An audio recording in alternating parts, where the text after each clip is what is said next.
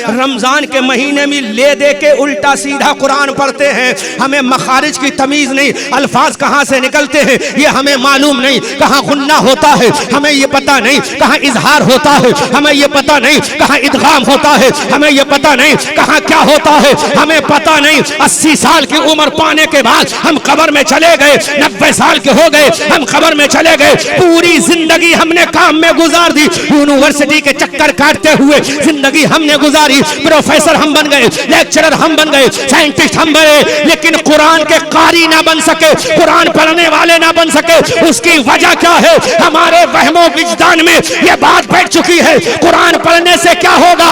अरे ले सुन, अगर तू कुरान पढ़ेगा तो कुरान की बरकत से तू फ्लाइटों का सफर करेगा, कुरान की बरकत से दुनिया के देशों का सफर करेगा, और मरने के बाद कब्र में रोशनी का इंतजाम हो जाएगा। अब तो अल्लाह का फजल है, हमारे इदारों में तजवीद पे बड़ा ध्यान दिया जाता है, वरना अपोजिशन हमको ये ताना दिया कर, तौफीक भाई सुनो बैठकर, मैं काम की बातें कर रहा हूँ, हाँ जो होगा बाद में कर लेना, छोड़ो वो जरूरी नहीं है इतना, ये जरूरी है, पैगाम जरूरी है कौम का। कल किसी ने अगर वाह वाले ने पूछ लिया, बंद वाले ने पूछा तुम्हारा मौलवी पैगाम देकर क्या गया था, तो ये कहोगे मैं तो बकरा खिला रहा था इनको, हैं यही कहोगे ना, बकरा खिला रहा, ताजा ताजा रोटी खिला रहा था। पढ़े लिखे लोग हैं यहाँ, वो अलग बात है कि गोंडा बलरामपुर उतरौला के हैं और आपके इलाके में खूब जाता हूँ, अभी कल परसों का जलसा भी करके वहीं आया हूँ मैं। तो गोंडा बलरामपुर वालों, गोंडा बलरामपुर को थोड़ी देर के लिए वहीं रखो, ये सोचो कि हम लखनऊ हजरत शाह मीना की सरजमीन पर बैठे हैं।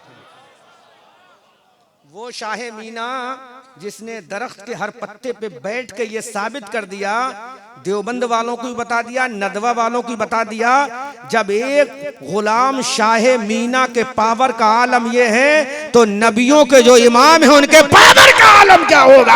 आला हजरत कहते हैं जब उनके गदा भर देते, कौन देता है?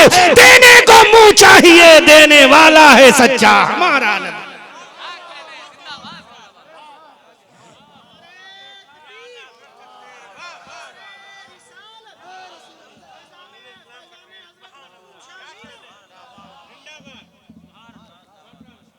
तो हम हवाले 80% नहीं बल्कि 90% इंशाअल्लाह कुरान ही से देंगे, हवाले कुरान से देंगे, और कोई मुल्ला काट सके तो काट के दिखाए, मर जाएगा लेकिन काट नहीं पाएगा। तो जब शाह मीना के पावर का आलम ये है, तो जिसके सदक़े में शाह मीना को ये मकाम मिला है, उस आमना के लाल का आलम क्या होगा। आला हजरत से पूछो तो यूं बोलो, मेरे रजा से पूछो तो यूं बोलो, कर्न बदली रसूलों की होती रही, चांद बदली का निकला हमारा नबी,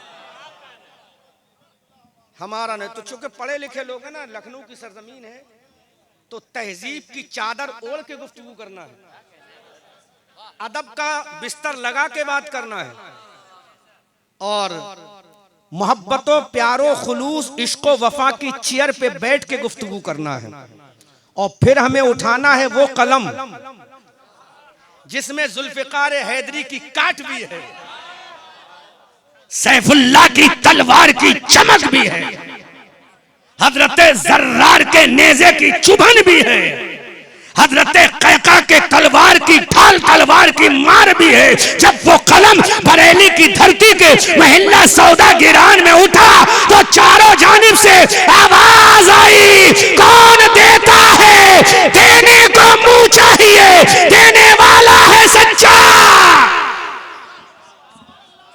फिर वो जलाल में आता है तो पुकार कर कहता है,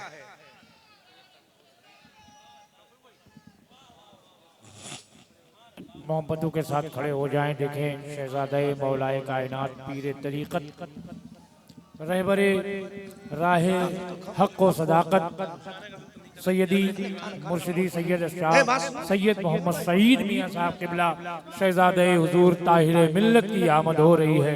नारे तकबीर, नारे रिसालत, नारे रिसालत, नारे रिसालत। शहजादे हुजूर ताहिर मिल्लत हजरत अल्लामा शाह सैयद सईद मियाँ साहब क़िबला, नारे तकबीर। मसलके आला हजरत, फैज़ाने आला हजरत, उलमाए अहले सुन्नत, नारे तकबीर, नारे रिसालत। देखिए हुजूर मुफ्ती साहब क़िबला की एक कामयाब और शानदार गुफ्तगू आप समाअत कर रहे हैं। दरमियान में हुजूर सैयद साहब क़िबला की जलवागरी है, आप जलवा ज़ेबा की ज़ियारत भी करें और माशाअल्लाह हज़रत की गुफ्तगू समाअत करें। गुले गुलजार सियादत पीर तरीक़त रहबर राह शरीअत हज़रत अक़दस शहज़ादे हुजूर ताहिर मिल्लत हज़रत सैयद शाह मीर सैयद मोहम्मद सईद मियाँ दामज़िल्लहुल आली अतालल्लाहु उमरहू, ये उस अज़ीम खानक़ाह के अज़ीम सपूत के अज़ीम शहज़ादे हैं जो यकीनन जिनके जद्द करीम हज़रत सैयदना मीर अब्दुल वाहिद बिलग्रामी ने दुनिया को बता दिया था कि ताकतवर फ़ौजों से टकराना आसान है, लेकिन नबी के ग़ुलाम से टकराना बहुत मुश्किल है। और बहुत अजीम कारनामा उन्होंने अंजाम दिया। 11वीं सदी के मुजद्दिद भी गुजरे हैं आप। मैं उन पर बोलूँगा तो बहुत लंबा वक्त चाहिए, चूँकि मुझे आज ख़ास गुफ्तगू करना है। तो हज़रत अक़दस यहाँ तशरीफ़ फरमा है, आप उनके चेहरे की ज़ियारत करें और अहमद रज़ा मंजरी बरेलवी की कुछ तकरीर के कुछ जुमलों को समाअत करें। इसी अंदाज में बोलूँगा, सुनोगे खामोशी के साथ? आज हमारे जलसों से पढ़ा लिखा तबका गायब क्यों है? एजुकेटेड, वेल एजुकेटेड पर्सन हमारे जलसों से गायब क्यों है? सुनिएगा, पीछे वालों जहन हाजिर है, समझ में आ रही है आवाज? आवाज क्लियर आ रही है आपको? बिल्कुल क्लियर। हाँ, चूंकि मुझे एक्शन नहीं करना है, सिर्फ आप तक अपना पैगाम पहुंचाना है। पैगाम ठीक पहुंचना चाहिए। हमारे जलसों से आज पढ़ा लिखा तबका, हमारे जलसों में कभी कोई डॉक्टर नहीं आता। क्योंकि लखनऊ है इसलिए मैं बोल रहा हूं, डॉक्टर नहीं आता। प्रोफेसर हमारे जलसों में नहीं आता। कोई बड़ा यूनिवर्सिटी का लेक्चरर नहीं आता हमारे जलसों में। कोई फिलॉसफी नहीं आता हमारे जलसों में।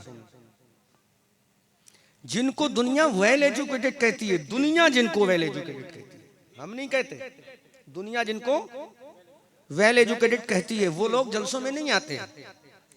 आपने कभी ये सोचा कि इसके पीछे रीजन क्या है? वो आते क्यों नहीं? कमेटी वालों, कभी आपने इस पर रिसर्च किया? कभी इस पे गौर किया? कभी इस पे आपने सोचा कि वो पढ़े लिखे लोग हमारे जलसों में क्यों नहीं आते? जबकि हमारे जलसे उस नबी के नाम पर होते हैं जो नबी नबियों का इमाम है, जो रसूल रसूलों का इमाम है। बल्कि जुमला बड़ी जिम्मेदारी के साथ कह रहा हूं, जो कैमरे के जरिए रिकॉर्ड हो रहा है, मैं मुहब्बीन से ज्यादा नाकिदीन पर नजर रखता हूं। मुहब्बीन से ज्यादा नाकिदीन पर नजर रखता हूं और अपने नाकिदीन का शुक्रगुजार भी होता हूं। ये लिमरा एजेंसी का बहुत जिम्मेदार स्टेज बन चुका है। ये अब वो कैमरा नहीं रहा, स्टेज हो गया, वो बहुत बड़ा प्लेटफॉर्म हो गया वो। तो क्या बोल रहा था मैं? हमारे जलसों में पढ़े लिखे लोग, जिनको दुनिया पढ़ा लिखा कहती है, वो नहीं आते। जबकि ये जलसा तन्हा नबी का नहीं बल्कि नबियों के इमाम का है। जबकि ये जलसा तन्हा रसूल का नहीं, रसूलों के इमाम का है। ये उस रसूल का जलसा है जिस रसूल का जलसा आलम अरवा में भी हुआ था। और आलम अरवा में हुआ तो खिताब इस तरह से हुआ, अलस्तु बिरब्बिकुम। अलस्तु, नदवा वालों, देवबंद वालों, सबको बताओ, कुरान से ही हवाला दे रहा हूं मैं, काट नहीं सकता कोई। अलस्तु बिरब्बिकुम सबसे पहली कॉन्फ्रेंस को जो ऑर्गेनाइज आलम अरवा में किया गया था, उसमें खिताब रब्बे जुल जलाल ने फरमाया था। किसने फरमाया था? रब्बे जुल जलाल ने फरमाया था। खिताब को सुना किसने था? सुना किसने था उस खिताब को? जो आज दुनिया वाला कहता हम प्रोफेसर हैं, जलसों में नहीं जाएंगे, हम डॉक्टर हैं, जलसों में नहीं जाएंगे, हम बड़ी यूनिवर्सिटी के मास्टर हैं, जलसों में नहीं जाएंगे, हम दुनिया के प्रो फिलॉसफी हैं, जलसों में नहीं जाएंगे। सुन, अरे तेरा दिल में दुनिया अपनी जगह है। जब पहला जलसा आलम अरबा में ऑर्गेनाइज किया गया था, खिताब रब ने किया था, और खिताब सुनने वाले कोई आम इंसान नहीं थे बल्कि नबियों की जमात थी। किसकी जमात थी? किसकी जमात थी? मैं कुरान से हवाला पेश कर रहा हूं। किसकी जमात थी?